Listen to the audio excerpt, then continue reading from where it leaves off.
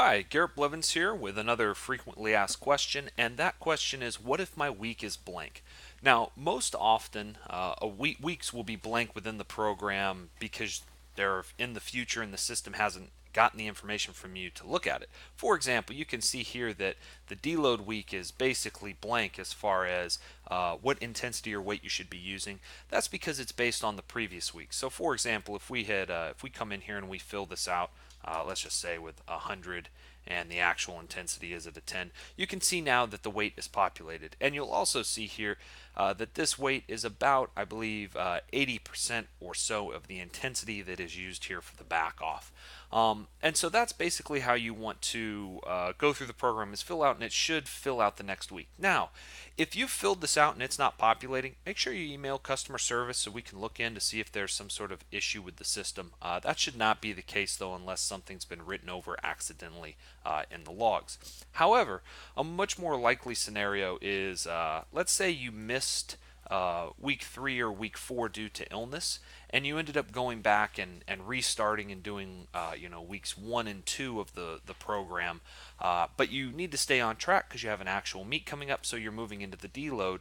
But because you didn't do you missed week 3 and you didn't do week 4, there's no actual deload given to you. The way to work around this, you can do two things. One, you could put into the system what you estimate that you would have done.